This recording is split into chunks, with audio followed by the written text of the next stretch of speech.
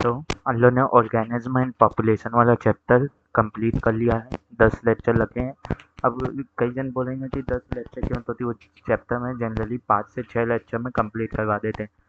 जाके देखना, बहुत बेसिक से करवाया है। एक एक टॉपिक पे एक एक लेक्चर लिया है, एक एक घंटे का।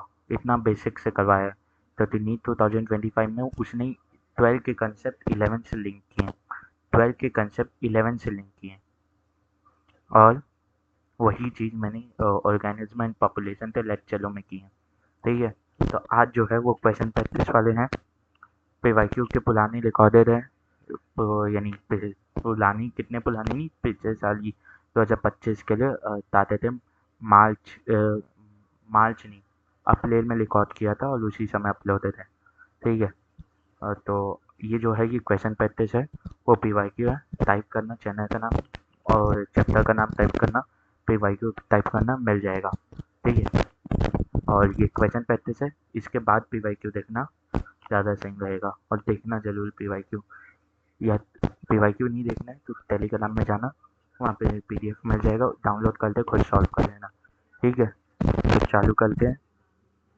ऑर्गेनिज्म एंड पॉपुलेशन वाला क्वेश्चन प्रैक्टिस करना है। ठीक है। अब आता है पहला क्वेश्चन, क्या आता है? Deep more than 500 metre. Deep मतलब more than 500 metre in the ocean, the environment is perpetually dark. यानी लगा वो एकदम कंटिन्यूअसली डार्क है, कहीं पे भी लाइट का प्रेजेंस भी नहीं दिखता। And this habitant are not aware of the existence of a celestial source of energy.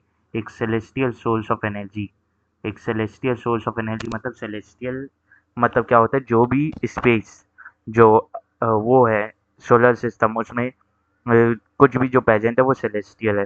ठीक है। अर्थ जो है वो सेलेस्टियल प्लेनेट है। तो जो स्पेस है वहाँ पे जो भी चीज़ प्रेजेंट है वो सेलेस्टियल बॉडी है।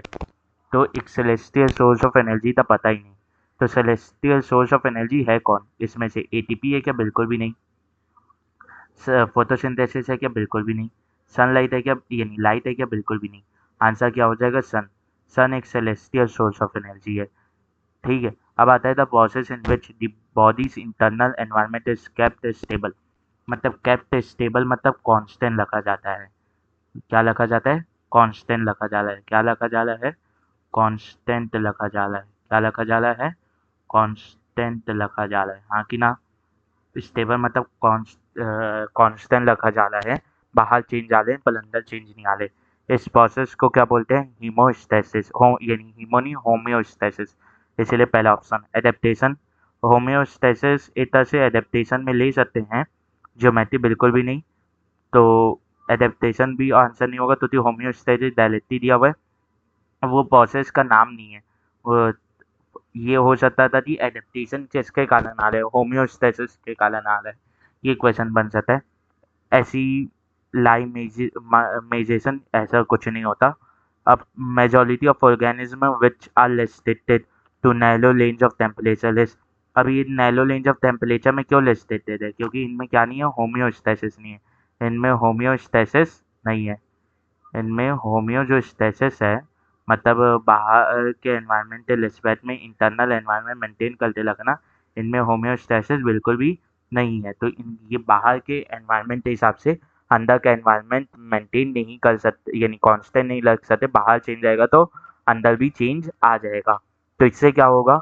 अगर एक्सट्रीम क्लाइमेट में रहेंगे, मतलब एक्सट्रीम हीट में, तो इनके अंदर भी एक्सट्रीम टेम्परेचर हो जाएगा। उससे क्या होगा? इनके जो एंजाइम्स है वो डी नेचर हो जाएंगे।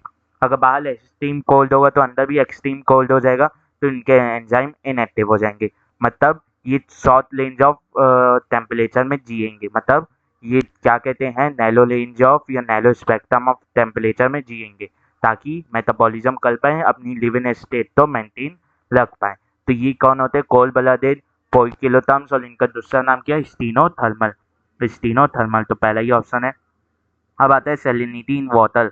Salinity in water in parts per million, यानी parts per thousand PPT ranges between salinity in sea water. मतलब सी वाटर में जो सैलिनिटी है वो पार्ट्स पर थाउजेंड में मेंटेन होती है। सैलिनिटी किस में कैलकुलेट होती है? पार्ट्स पर थाउजेंड में। तो सी वाटर में सैलिनिटी कितनी रहती है, उसका रेंज क्या रहता है? सीधा एनसीईआरटी से आंसर आया है ये डायग्राम नहीं, डेटा है 30 से 35। ठीक है, अब आता है let the following 1 to 5 and answer the question. Temperature progressively decreases from pole to equator. यहाँ पे क्या बोला है, ये अर्थ है पोल से इक्वेटर की ओर प्रोग्रेसिवली डिक्रीज करता है मतलब इक्वेटर भी क्या पोल से कम टेम्परेचर लेता है, बिल्कुल भी नहीं, तो ये गलत है। Our intestine is a unique habitat for hundreds of species of microbes. ये सही है, तो बहुत सी स्पीसीज ऑफ माइक्रोब्स हैं, हम ऐसे पता नहीं लगा सकते कि कितनी स्पीसीज है एकदम perfectively. Average temperature exceed 100 degree Celsius in the thermal split and hydrothermal vents. ये सही है, ये सीधा एनसीईआरटी की लाइन है। In polar areas, the altitude temperature goes to 70 degrees Celsius. 70 degree Celsius high altitude और पोलर एरियाज मतलब cold temperature, extreme cold का टेम्परेचर ये है 70 डिग्री सेल्सियस, बिल्कुल भी नहीं, ये गलत है। Temperature goes to more than 50 degree Celsius in topical desert in summer. More than 50 degree Celsius हो जाता है टॉपिकल डेजर्ट में, हाँ हो जाता है, ये डायलेट एनसीईआरटी का देता है। तो कौन कौन सा सही है, फोर्थ सही है, थर्ड सही है, सेकंड सही है। तो how many of the above statements are incorrect. देखो हम लोग ने करेक्ट काउंट किया, यहाँ पे पूछ लिया इनकरेक्ट, तो कौन कौन सा सही था, फोर्थ सही था, थर्ड सही था, सेकंड सही था, तो इनकरेक्ट कौन होगा, फर्स्ट और फोर्थ, मतलब सही कौन था, फिफ्थ, सेकंड और थर्ड, तो गलत कौन होगा, फर्स्ट और fourth, second option. Basic unit of ecological hierarchy. Basic unit of ecological hierarchy क्या होती है, ऑर्गेनिज्म होती है, क्या होती है, ऑर्गेनिज्म होती है, ये हम लोग बोल सकते हैं एक इंडिविजुअल होता है। और इकोलॉजिकल हेलार्की भी कहाँ से चालू होती है, ऑर्गेनिज्म से चालू होती है। कहाँ से चालू होती है, ऑर्गेनिज्म से चालू होती है। कहाँ से चालू होती है, ऑर्गेनिज्म से चालू होती है। इस अभी तक हम लोगों ने कितने क्वेश्चन कर लिए, 6 क्वेश्चन। 6 के 6 क्वेश्चन में से एक भी ऐसा नहीं है जो मैंने पढ़ाया नहीं है, और मैंने नोट्स बना बना के पढ़ाए हैं, तुरंत बनाए हैं, तुरंत आपके सामने और पढ़ाए हैं। ठीक है, तो बोल नहीं सकते कि बाहर से एक भी क्वेश्चन है, जो पढ़ाया है वही क्वेश्चन हैं। ठीक है, अब इसका मतलब ये नहीं होता कि जो पढ़ाया है वो उसी उसी के क्वेश्चन लाया हूँ, जो नहीं पढ़ाया उसके नहीं लाया, पढ़ाया सब कुछ है, सबके क्वेश्चन है। अब in this few parts are marked as A, B and C. A, B and C की तरह मार्क किए गए हैं। Mark the correct identification from the following picture. तो ये कौन सा है, बेसिकली ये एनसीईआरटी का वो है क्या, डायग्राम, वो है डायग्राम बोल सकते हैं। तो इसमें क्या दिया हुआ है, एनुअल प्रेसिपिटेशन सबसे ज़्यादा किस में लेती है, ये किस में लेती है, टॉपिकल लेन फॉलेस में, टॉपिकल लेन फॉलेस में। अब ये जो है, ये सी जो है, अब इसमें देखें तो टेम्परेचर जो वो है, एनुअल टेम्परेचर वो बी से कम है और प्रेसिपिटेशन ठीक ठाक हो रही है, प्रेसिपिटेशन ठीक ठाक हो रही है। ठीक है, एक रेंज ऑफ प्रेसिपिटेशन में हो रहा है और इसमें प्रेसिपिटेशन ठीक ठाक हो रही है। तो ये जो है ये तो सोचने वाला, ये अच्छा है, ये अच्छा क्वेश्चन है। तो ये क्या हो जाएगा, बी क्या हो जाएगा, टेम्पलेट ब्लॉडली। क्यों, तो यहाँ पे टेम्परेचर जो है वो ज़्यादा है, टेम्परेचर ज़्यादा है, और ये टेम्पलेट क्या हो जाएगा, ये कॉर्निफेलस फॉलेस हो जाएगा, या टेम्पलेट नीडल लीफ फॉलेस बोल सकते हैं। क्योंकि जब मैंने पढ़ाया था तब भी बोला था टेम्पलेट ब्लॉड लीफ जो फॉलेस है वो नियर टू टॉपिकल लैटिट्यूड पाया जाता है, इसलिए उसके जो टेम्परेचर है वो उससे ज़्यादा होता है, किससे, टेम्पलेट नीडल लीफ से। तो यहाँ पे कौन कौन प्रेजेंट है, डेजर्ट प्रेजेंट है, ग्रासलैंड प्रेजेंट है, एल्पाइन टुंडला प्रेजेंट है, और टॉपिकल लेन फॉलेस तो हम लोग ने मार्क कर लिया। तो बचा कौन, टेम्पलेट नीडल लीफ और टेम्पलेट ब्लॉड लीफ। तो टेम्पलेट ब्लॉड लीफ बी हो जाएगा, और सी क्या हो जाएगा, टेम्पलेट नीडल लीफ या कॉर्निफेलस फॉलेस बोल सकते हैं, या टाइगा बायोम बोला जा सकता है। ठीक है, वापस से आते हैं, वापस से बल हैं। ठीक है, वापस से इसे एक बार समझते हैं। तो यहाँ पे क्या बोला है, ए बी और सी इस डायग्राम में मार्क किए गए हैं। अब इसमें से हम लोग तो ए और बी और सी तो कलेक्टिवली आइडेंटिफाई करना है। ठीक है, अब इसमें देखें तो बी जो यानी पहले ए को देखते हैं, तो ए में एनुअल प्रेसिपिटेशन सबसे ज़्यादा है, टेम्परेचर भी अच्छा खासा है, बहुत ज़्यादा है। तो ये क्या हो जाएगा, टॉपिकल रीजन में पाया जा रहा है। बेसिकली ये पता चल गया, तो प्रेसिपिटेशन भी अच्छी है, वो भी अच्छा है, कौन भी अच्छा है, टेम्परेचर भी अच्छा है। तो ये क्या है, टॉपिकल लेन फॉलेस। ठीक है, अब इस कौन कौन समझ में आ गया, टॉपिकल लेन फॉलेस हम लोग तो आइडेंटिफाई हो गया, ग्रासलैंड पहले से ही दिया, डेजर्ट पहले से ही दिया, आर्टिक एंड एल्पाइन टुंडला पहले से दिया। तो बचा कौन, टेम्पलेट बिलो लीफ और टेम्पलेट नीडल लीफ। अब टेम्पलेट बिलो द लीफ और टेम्पलेट नीडल लीफ में ज़्यादा प्रेसिपिटेशन का अंतर तो रहता नहीं है, पर किसका अंतर रहता है? टेम्परेचर का अंतर रहता है, टेम्परेचर का अंतर रहता है। और मैंने पढ़ाते समय भी बताया था कि टेम्पलेट बिलो लीफ ज़्यादा गर्म रहता है क्योंकि वो टॉपिकल लैटिट्यूड्स के पास पाया जाता है। ठीक है, टेम्परेट रीजन में टॉपिकल लैटिट्यूड्स के पास पाया जाता है। तो जिसका टेम्परेचर ज़्यादा होगा इन दोनों में से, एवरेज टेम्परेचर, वो हो जाएगा बी। बी का एवरेज टेम्परेचर ज़्यादा है, तो ये क्या हो जाएगा? Template below the leaf. अब ये सी क्या हो जाएगा फिर? टेम्पलेट नीडल लीफ, कॉर्निफेरस फॉरेस्ट बोल सकते हैं या तैगा बायोम बोल सकते हैं। अब seasonal variation on earth occurs due to इस। अब सीजनल वेरिएशन क्यों होता है? टिल्टेड एक्सिस के कारण, लोटेशन अराउंड इस ओन एक्सिस के कारण, रिवॉल्यूशन अराउंड दी सन के कारण, या ए और सी के कारण। तो यहाँ पे डी में ऑल ऑफ दीज नहीं है, तो ऑल ऑफ दीज तो लगा नहीं सकते। तो अब मोस्ट प्रोबेबल मोस्ट सही आंसर चुनने तो टिल्टेड एक्सिस के कारण होता है, plus revolution of earth around the sun के कारण होता है, मतलब रिवॉल्यूशन अराउंड सन के कारण। तो ए और सी जो है फोर्थ ऑप्शन में, मतलब डी में। डी ऑप्शन प्रेसिपिटेशन इंक्लूड्स, जो ऑप्शन प्रेसिपिटेशन है वो क्या इंक्लूड करता है? तो ये है एनसीईआरटी की लाइन जहाँ पे वो बोलती है कि मेजर बायोम्स जो किन दो चीज़ में वेरिएशन आने के कारण मोस्ट मेजर बायोम्स अर्थ पे बनते हैं, वो होते हैं टेम्परेचर और प्रेसिपिटेशन। टेम्परेचर और प्रेसिपिटेशन, टेम्परेचर एंड प्रेसिपिटेशन।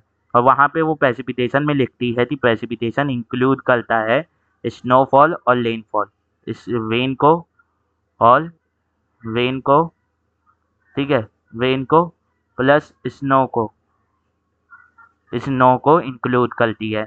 ठीक है, स्नो और रेन दोनों तो इंक्लूड करती है। ठीक है, तो रेन हो गया, स्नो हो गया, हिल्स भी वैसी स्नो के तरह के ही हो जाते हैं। तो all form of water that fall to the ground, ये बोल सकते हैं हम लोग। ठीक है, आगे बढ़ते हैं। अब आता है study the following statement and select the correct option. The organism capable to tolerate a wide range of temperature are called stenothermal organism, बिल्कुल भी नहीं, वो यूलीथर्मल ऑर्गेनिज्म होते हैं। यूलीथर्मल, ये कौन होते हैं असल में? ये असल में होते हैं यूलीथर्मल, स्टीनोथर्मल नहीं होते, यूलीथर्मल होते हैं। यूलीथर्मल, थर्मल लिख सकते हैं आगे, यूली होता है, स्टीनो नहीं होता। अब आता है temperature tolerance of different species determine their geographical distribution to a large extent, बिल्कुल सही। तो जो इसके लिए एग्जांपल क्या देती है एनसीईआरटी, जैसे मैंगो है वो टेम्परेट कंट्रीज में नहीं पाए जाते, जो स्नो लेपर्ड है वो केरला में नहीं पाया जाता। फिर बोलते हैं टूना फिश रेयरली पकड़ी जाती है बियॉन्ड ट्रॉपिकल लैटिट्यूड। ठीक है, ऐसे एग्जांपल देती है एनसीईआरटी। फिर average temperature is in desert in summer is less than 50 degree Celsius, बिल्कुल भी नहीं, मोर देन 50 डिग्री सेल्सियस होगा, तो ये तो गलती हो गया। ये क्या हो गया? गलती हो गया बेसिकली। ठीक है, बेसिकली गलती हो गया। अब जो thermal spring can not sustain life due to very high average temperature that is more than 100 degree Celsius, can not sustain life. क्या वहाँ पे लाइफ सस्टेन नहीं होती? ऐसा नहीं है, वहाँ पे बहुत सी लाइफ सस्टेन होती है, जैसे आर्की बैक्टीरिया वहाँ पे जी जाते हैं। तो ये वाला ऑप्शन भी गलत हो गया, तो सही कौन है? सेकेंड ऑप्शन ही सिर्फ सही है। अब यहाँ क्या बोला है? कलेक्ट वंस, तो कलेक्ट वंस में कौन है? सिर्फ सेकेंड वाला, तो इसका आंसर क्या हो जाएगा? बी। अब आता है इन ओशन। ओशन में क्या होता है? The environment is perpetually dark. Perpetually dark किस के बाद होता है, मतलब दी कंटिन्यूस डार्कनेस दिखती है तुझे वहाँ पे, कहीं पे भी लाइट का सोर्स नहीं दिखेगा, लाइट की एक भी जगह प्रेजेंट नहीं दिखेगी। तो वो होता है more than 500 metre, more than 500 metre deep जाने पे। ठीक है, अब आता है nature and properties of soil in different places vary due to, किसके कारण? ओ यहाँ पे आ गई, आया है। पहली बात क्लाइमेट के कारण, वेदरिंग प्रोसेस के कारण, फिर लॉक के कारण, लॉक की जो प्रॉपर्टीज रहती है जिससे सॉइल बनता है। तो आंसर क्या हो जाएगा? All of these. आंसर क्या हो जाएगा? All of these. यहाँ पे दो ऑप्शन और थे, वो आने भूल गए, मतलब मैंने गलती से नहीं ला पाया मैं। अब the given figure show the diagram match diagram match representation of organism, which option give the correct identification of three types of organism marked as A, B and C in response to A biotic factor। तो ये NCERT का diagram है, अन लो तो A B और सी तो वो करना है, आइडेंटिफाई करना है। तो एनसीईआरटी के डायग्राम में ये जो नीचे एक्स एक्सेस लेती है, कौन सी लेती है, ये एक्सटर्नल एनवायरनमेंट लेता है। ये क्या लेता है, एक्सटर्नल एनवायरनमेंट, और ये इंटरनल एनवायरनमेंट। तो सिंपल सा समझते चलते हैं, एक्स एक्सेस में जैसे मूव करेंगे इंटरनल एनवायरनमेंट चेंज होगा, वाई एक्सेस में जैसे मूव करेंगे इंटरनल एनवायरनमेंट चेंज होगा। तो पहले ए की बात करते हैं। ये सीधा एक्स एक्सेस के पैरेलल है, मतलब जो एक्सटर्नल एनवायरनमेंट है वो तो चेंज हो रहा है, पर इंटरनल एनवायरनमेंट कांस्टेंट है। तो ऐसा कौन करता है, ये होते हैं कन्फॉर्मर्स, ये होते हैं कन्फॉर्म, यानी ये होते हैं रेगुलेटर्स, सॉरी कन्फॉर्मर्स बोल दिया, ये होते हैं रेगुलेटर्स, ये होते हैं लेग्यूलेटर्स, ये होते हैं लेग्यूलेटर्स। ठीक है, इनमें क्या होता है, होम्योस्टेसिस की प्रॉपर्टी प्रेजेंट होती है, इनमें होम्योस्टेसिस की प्रॉपर्टी प्रेजेंट होती है, इनमें होम्योस्टेसिस की प्रॉपर्टी प्रेजेंट होती है। अब बी में मूव करते, तो जैसे जैसे एक्सटर्नली मूव कर ले वैसे वैसे temperature change, external environment change हो रहा है, वैसे वैसे इंटरनल एनवायरनमेंट भी चेंज होते जा रहे। तो दी ग्राफ बीच में आ रहे दोनों के, मतलब दी दोनों ही में चेंजेस आ रहे हैं। तो जैसे जैसे एक्स में चेंज हो रहा है वैसे वैसे वाई में भी चेंज होते जा रहे हैं। तो बी क्या होगा, बी होगा कन्फॉर्मर्स, बी क्या होगा कन्फॉर्मर्स, बी क्या होगा कन्फॉर्मर्स, बी क्या होगा कन्फॉर्मर्स। ठीक है, ये क्या होगा, कन्फॉर्मर्स होगा। ठीक है, आगे बढ़ते हैं, आगे बढ़ते हैं। अब सी को देखते हैं। तो जैसे जैसे सी में मूव कर रहे हैं तो एक्सटर्नल में चेंज आ रहा है, तो इंटरनल में भी चेंज आ रहा है, एक्सटर्नल में भी चेंज आ रहा है तो इंटरनल में भी चेंज आ रहा है, एक्सटर्नल में चेंज आ रहा है तो इंटरनल में चेंज आ रहा है। एक पॉइंट के बाद एक्सटर्नल में मूव करेंगे तो इंटरनल में कोई चेंज नहीं आएगा, एक्सटर्नल में मूव करेंगे तो इंटरनल में कोई चेंज नहीं आएगा। तो सी कौन हो जाएंगे, सी हो जाएंगे पार्शियल रेगुलेटर, जो कुछ हद तक कन्फॉर्मल्स की तरह काम करते हैं, फिर उसके बाद रेगुलेटर्स की तरह काम करते हैं। तो ये कौन हो जाएंगे, पार्शियल रेगुलेटर, ये हो जाएंगे पार्शियल रेगुलेटर्स, ये हो जाएंगे पार्शियल रेगुलेटर्स। ठीक है, अब होते हैं that is an attribute of the organism. कौन सा एट्रीब्यूट है ऑर्गेनिज्म का, मॉर्फोलॉजिकल, फिजियोलॉजिकल और बिहेवियल। मतलब that is an attribute of organism, morphological भी है, फिजियोलॉजिकल भी है, बिहेवियल भी है, ताकि वो सर्वाइव कर पाए और रिप्रोड्यूस कर पाए उसके एनवायरनमेंट में। वो होता है एडेप्टेशन। मतलब एडेप्टेशन एक ऑर्गेनिज्म का एट्रीब्यूट है, एक ऑर्गेनिज्म की कैरेक्टरिस्टिक है जो मॉर्फोलॉजिकली भी दिखती है, फिजियोलॉजिकली भी दिखती है और क्या देते हैं, बिहेवियरली भी दिखती है। ठीक है, ताकि वो अपने एनवायरनमेंट में सर्वाइव कर पाए और रिप्रोड्यूस कर पाए। अब आता है, ऑर्गेनिज्म में avoid stressful condition by suspending their activities for some times. If they do it to avoid high temperature, it is called, जब वो हाई टेम्परेचर तो अवॉइड करने के लिए करते हैं तो उसे क्या बोला जाता है, and if they do it to avoid low temperature then it is called. तो लो टेम्परेचर तो अवॉइड करने से जो एडेप्टेशन में सस्पेंड शो किया जाता है वो क्या होता है। तो एक होता है समर स्लीप, एक होता है विंटर स्लीप, मतलब एक होता है एस्टिवेशन, एक होता है हाइबरनेशन। तो एस्टिवेशन कब किया जाता है, जब हाई टेम्परेचर रहता है। तो इसका आंसर क्या हो जाएगा, एस्टिवेशन। इसका क्या आंसर हो जाएगा, एस्टिवेशन। ठीक है, अब लो टेम्परेचर के क्या हो जाएगा, हाइबरनेशन। लो टेम्परेचर कब किया में क्या किया जाता है, हाइबरनेशन किया जाता है। तो पहले था एस्टिवेशन फिर हाइबरनेशन, एस्टिवेशन हाइबरनेशन। अब डी ऑप्शन इसलिए नहीं होगा तो पहले उसमें हाइबरनेशन हो जा रहा है तो इस वाले के लिए वो हाइबरनेशन बोले, ऐसा बिल्कुल भी नहीं होगा। तो दी हाइबरनेशन हमेशा लो टेम्परेचर में किया जाता है। ठीक है, अब when organisms change their location to escape from harsh environment, मतलब यहाँ पे बोल रहा है कि वो उस हार्श एनवायरनमेंट तो छोड़ के चल देता है, उस हार्श एनवायरनमेंट तो छोड़ के चल देता है। ठीक है, तो वो कहलाता है माइग्रेशन, सी ऑप्शन। अब बोला है adaptation is an attribute of an organism that enable them to survive, and reproduce in their habitat. जो उन्हें इनेबल करता है उस उनके हैबिटेट में जीने के लिए, प्लस वहाँ पे रिप्रोडक्शन करने लायक छोड़ता है, वो है एडेप्टेशन। तब एडेप्टेशन क्या बोला है, एडेप्टेशन के बारे में बोल रहा है, एडेप्टेशन पहला मे बी मॉर्फोलॉजिकल। क्या एडेप्टेशन मॉर्फोलॉजिकल हो सकता है, हाँ हो सकता है, जैसे एक क्यूटिकल दिखता है डेजर्ट प्लांट में। क्या फिजियोलॉजिकल हो सकता है, हाँ हो सकता है, जैसे कंगालू लैट में इंटरनल फैट ऑक्सीडेशन के समय वाटर बहुत हाई अमाउंट में बनता है। दूसरा हो सकता है मे बी बिहेवियर, हाँ हो सकता है, जैसे डेजर्ट लिजार्ड में दिखता है। फिर क्या दिया फोर्थ ऑल, हाँ तो ऑल हो सकता है, तो वो फिजियोलॉजिकल भी हो सकता है, मॉर्फोलॉजिकल भी हो सकता है और बिहेवियर भी हो सकता है, एडेप्टेशन। ठीक है, तो आगे बढ़ते हैं। अब आता है मैं, ये कॉलम है यानी मैच दी फॉलोइंग है, मैच करना है। Pacific salmon fish, Pacific salmon fish क्या करती है? ब्लीड करती है once in a life time, bleed once in a life time. अब ऑयस्टर क्या करते हैं? ऑयस्टर करते हैं large number of small size of spleen, large number of small size of spleen, छोटे छोटे बहुत सारे बच्चे बना लेते हैं। अब ये N T is equal to N naught E की पावर आर टी। अब ये जो एक्सपोनेंशियल वाला फैक्टर कहाँ दिखता है? जहाँ पे एक्सपोनेंशियल ग्राफ दिखेगा, एक्सपोनेंशियल ग्रोथ दिखेगी, तो ये आ जाएगा। ठीक है, थर्ड वाला। अब D N by D T is equal to R N bracket में के माइनस एन बाई के, ये किस में दिखेगा? ये लॉजिस्टिक ग्रोथ में दिखता है, तो इसमें कैलिन कैपेसिटी आती है, इसीलिए फर्स्ट हो जाएगा वर्ल्हर्स पर लॉजिस्टिक ग्रोथ। अब कशकुता क्या है? कशकुता क्या है? कशकुता है प्लांट के ऊपर एक्टोपैरासाइट।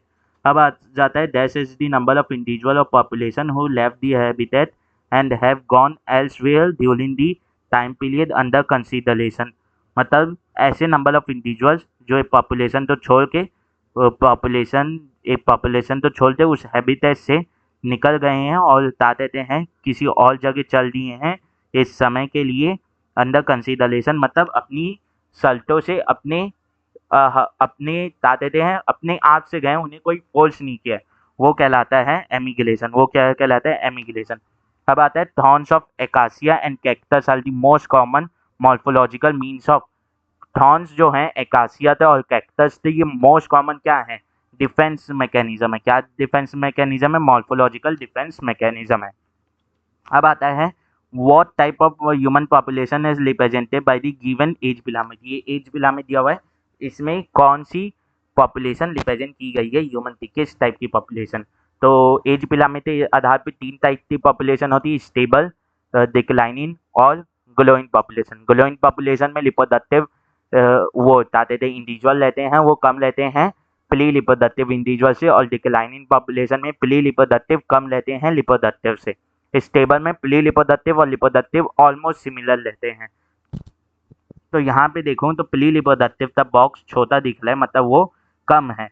तो यहाँ पे प्री रिप्रोडक्टिव कम होने के कारण और रिप्रोडक्टिव ज़्यादा होने के कारण ये कैसी पॉपुलेशन है? डिक्लाइनिंग पॉपुलेशन है। ये कैसी पॉपुलेशन है? डिक्लाइनिंग पॉपुलेशन है। डिक्लाइनिंग पॉपुलेशन है। ये कैसी पॉपुलेशन है? डिक्लाइनिंग पॉपुलेशन है। कैसी पॉपुलेशन है? Declining population. अब मैच दी फॉलोइंग, मैच करना है। कौन प्रीडेशन शो करता है, कौन कमेंशनलिज्म शो करता है, कौन पैरासाइटिज्म और कौन कंपटीशन। तो अगर मैं वो देखूं, कौन orchid and mango, cuscuta and hedge plant, cuscuta and hedge plant का शो करते पहला पैरासाइटिज्म। ठीक है। अब बेलेनस एंड कैथामलस, बेलेनस एंड कैथामलस ये क्या है? कॉम्पिटिटिव एक्सक्लूजन शो करते। ये क्या शो करते? कॉम्पिटिशन विलीज शो कर सकते हैं, कॉम्पिटिशन कॉम्पिटिटिव एक्सक्लूजन शो कर सकते हैं। तो ये बोल सकते हो ये बेसिकली कंपटीशन शो कर रहे हैं। बेलेनिकल बेलेनस और बेलेनिकल कैथामलस, बेलेनिकल कैथामलस और बेलेनिकल बेलमस बेलेनस। ठीक है। अब कैक्टस एंड मॉथ क्या शो करते हैं? ये कमेंशनलिज्म शो करते हैं। और ऑर्किड एंड मैंगो क्या शो करते हैं? ये बेसिकली प्रीडेशन शो करते हैं। ठीक है, ये गलत नहीं, सही है। गलत है क्या इसमें कुछ? नहीं, ठीक है। अब आता है match the column 1 with column 2। Column 1 तो कॉलम 2 से मैच करना है। सेप्लोफाइट कौन से हैं, पैरासाइट कौन से, लाइकेन कौन से और माइकोलाइजा कौन से? तो symbiotic association of fungi with plant roots कौन होता है? माइकोलाइजा। तो माइकोलाइजा था first. Decomposition of dead organic material क्या होता है? सेप्लोफाइट। तो ये सेकेंड। अब लिविंग प्लांट ऑल एनिमल, मतलब एक लिविंग प्लांट और एनिमल के ऊपर जीना, मतलब उससे न्यूट्रिशन डिराइव करना, उस पर लेते हुए ये हो जाएंगे होस्ट, और जो न्यूट्रिशन डिराइव कर रहा है वो हो जाएगा पैरासाइट। तो इसमें पैरासाइट आएगा। अब आएगा symbiotic association of algae and fungi क्या होते हैं? लाइकेन होते हैं। क्या होते हैं? लाइकेन होते हैं। क्या होते हैं? लाइकेन होते हैं। अब आता है 5 closely related species of warblers living on the same tree were able to avoid competition and coexist due to the behavioral difference in their foraging activities. This was shown by, ये किसके द्वारा show किया गया था? Mark उथर के द्वारा show किया गया था। उसने क्या दिया था? रिसोर्स पार्टीशनिंग का कंसेप्ट दिया था और क्या दिया था? और उसने ताते थे हैं कॉम्पिटेटिव को एग्जिस्टेंस तक कंसेप्ट दिया था। तो यहाँ पे मार्क उथर रिसोर्स पार्टीशनिंग पहला ऑप्शन हो सकता है। कॉर्नेल्स एलिग्नेंट फील्ड एक्सपेरिमेंट बिल्कुल भी नहीं। ये क्या शो किया था? कंपटीशन रिलीज शो किया था। अब गॉस कॉम्पिटेटिव एक्सक्लूजन प्रिंसिपल, ये क्या शो किया था? Competition exclusion, competitive exclusion show किया था। को एग्जिस्टेंस पर यहाँ पे कॉम्पिटेटिव शब्द नहीं लगा हुआ, इसीलिए फर्स्ट ऑप्शन अकेले हो जाएगा। अब आता है watch pollinating a fig flower is an example of, ये किसका एग्जाम्पल है? ये एग्जाम्पल है म्यूचुअलिज्म था। ये एग्जाम्पल है म्यूचुअलिज्म था। ये एग्जाम्पल है म्यूचुअलिज्म था। इसमें दोनों को फायदा हो रहा है, पर असल में इसे म्यूचुअलिज्म था ना लेते, कमेंशनलिज्म था लेंगे। इसे किसका लेंगे? कमेंशनलिज्म था लेंगे। ठीक है, इसे किसका लेंगे? कमेंशनलिज्म का लेंगे। ठीक है, अब आगे बढ़ते हैं। अब आता है if in a pond there are 20 lotus per last year and through reproduction 8 new plants are added, take current population to 28. The birth rate per year is तो final minus initial upon initial into 100. तो through 8 new plants are added, the current population is, तो कितने add हुए? 8। तो 8 by 20 into 100, 8 by 20 into 100, 8 by 20 into 100। ठीक है, ये यहाँ पे परसेंटेज में दिया नहीं, यहाँ पे परसेंटेज में नहीं दिया, तो 100 मल्टीप्लाई नहीं होगा।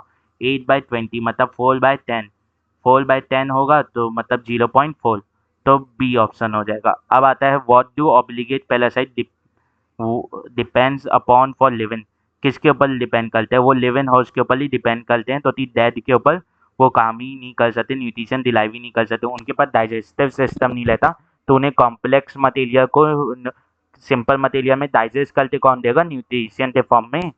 अब आता है red algae can survive at great depths in ocean, क्या सर्वाइव कर सकते हैं? हाँ, red algae possess phycoerythrin which absorb the blue light and can penetrate the deepest part. क्या ये सही है? क्या ये सही है लीजन? क्या ये लीजन सही है? थोड़ा सा सोचें, क्या ये लीजन सही है? ये चलो ये होमवर्क है, क्योंकि ये अच्छा क्वेश्चन है बहुत। ये किससे लिंक कर ले? ये बायोलॉजिकल ऑर्गेनाइजेशन से लिंक कर ले, ये होमवर्क है। इसका आंसर देना है नीचे। ठीक है, अब आता है which one of the following is an abiotic factor, कौन सा ए बायोटिक फैक्टर है? तो वो हो जाएगा क्लाइमेट। ठीक है, अब क्या दिया? Archaebacteria flourish in hot spring and deep sea hydrothermal vents, the average temperature of hydrothermal vents vary from 800 to 500 to 800 degree Celsius. तो ये तो सही है, दोनों ही सही है, पर ये करेक्ट रीजन नहीं है। तो both assertion and reason are true, but reason is not the correct explanation of assertion। ठीक है, पर ये वाला होमवर्क है, इसका नीचे देना है आंसर।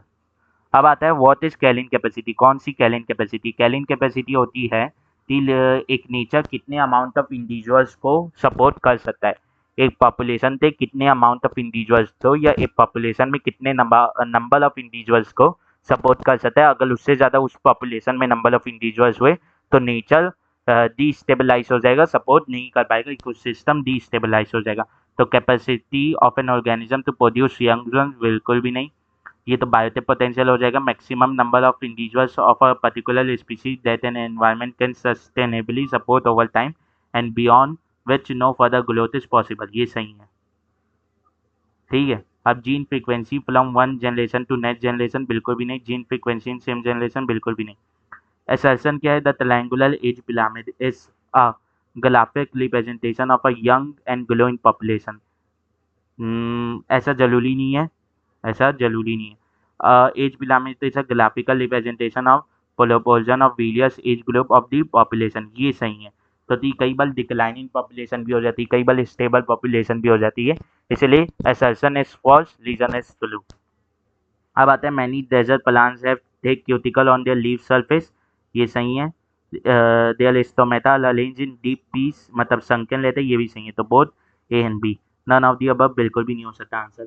अब आता है match the following. Allen's rule क्या बोलता है? एलन स्लूर बोलता है कोल्ड क्लाइमेट में जीने वाले एनिमल्स के लिए। अब फिजियोलॉजिकल एडेप्टेशन किस में दिखता है? कंगालू लैट में। बिहेवियरल एडेप्टेशन किस में दिखता है? डेजर्ट लिजर्ड में। और बायोकेमिकल एडेप्टेशन किस में दिखता है? मरीन फिश है डेप्थ में। ठीक है। अब आता है which representation is use for parasitism and predation. Parasitism और प्रीडेशन में कौन सा यूज होता है? पैरासाइटिज्म में एक होता है प्लस, मतलब एक के लिए पॉजिटिव लेते हैं, एक के लिए माइनस। प्रीडेशन में क्या लेता है? उसमें भी क्या लेते हैं? एक के लिए प्लस और एक के लिए माइनस, तो प्लस और माइनस मतलब सेकेंड ऑप्शन।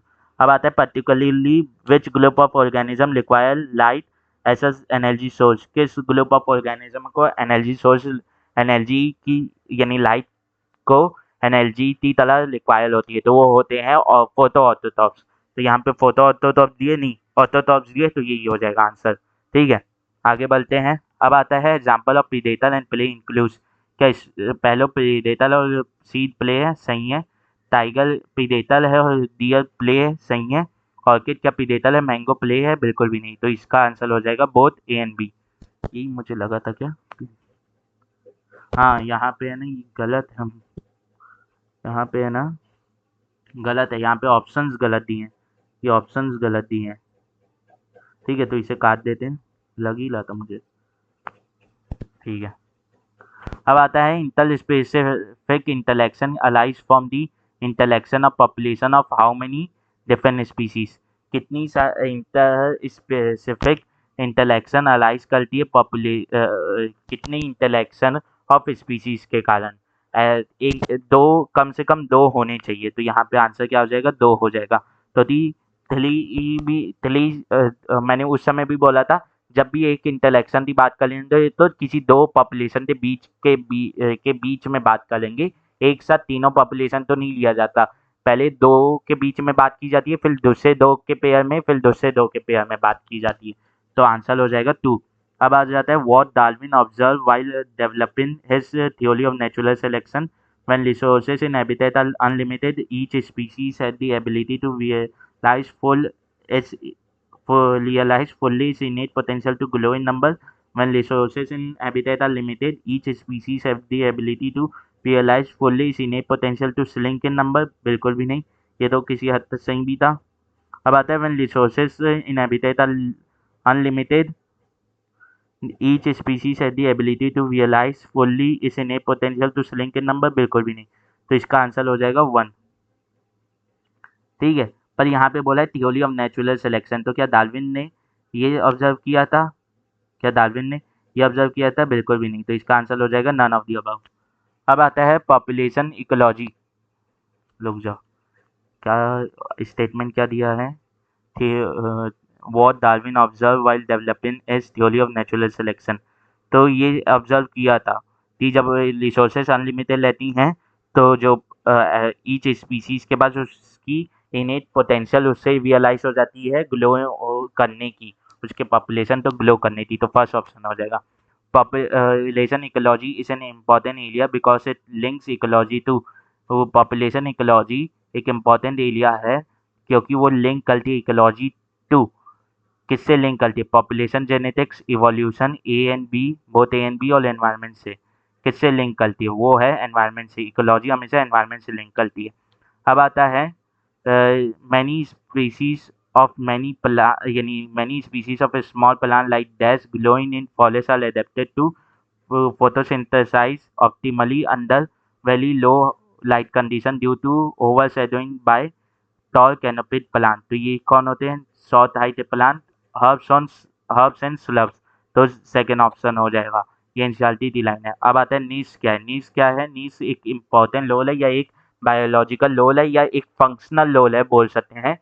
फंक्शनल रोल मतलब काम करने वाला रोल, कि वो उस इकोसिस्टम, वो उस एरिया में क्या काम कर रहा है, वो स्पीसीज, वो पॉपुलेशन उस एरिया में क्या रोल अदा कर रही है, उसका क्या इम्पोर्टेंस है वहाँ पे। जैसे मैं बोल देता हूँ गाय का, तो ग्रासलैंड में गाय का ये है कि घास की जो क्वांटिटी है उसे चेक लगे, उसके ऊपर चेक लगे बाय फीडिंग ऑन इट। ठीक है, तो वैसा लोल हो सकता है कि उस एरिया में क्या लोल है उसका। तो और biological factors in the organism's environment, बिल्कुल भी नहीं। The physical space where an organism live, बिल्कुल भी नहीं। अनदर नेम फॉर हैबिटेट, बिल्कुल भी नहीं। The functional role played by the organism where it lives, ये सही है। अब आता है particularly which group of organism require light as energy source, तो ये हो जाएंगे ऑटोट्रॉफ्स। अब आता है the constancy of internal environment of an organism could be in terms of, पहला हो जाएगा टेम्परेचर, फिर हो जाएगा ऑस्मोटिक प्रेशर।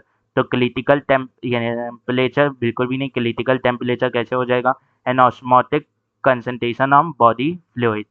तो सेकंड ऑप्शन तो सही, सेकंड पार्ट सही था, पहला नहीं होगा। क्रिटिकल टेम्परेचर कैसे, ह्यूमंस के लिए एंजाइम कहाँ डी नेचर होना चालू करते हैं, जब अंदर का टेम्परेचर 50 डिग्री सेल्सियस हो जाता है, तो वो क्रिटिकल टेम्परेचर है। तो क्या ह्यूमंस कॉन्स्टेंटली अंदर 50 डिग्री सेल्सियस मेंटेन करते रहते, बिल्कुल भी नहीं।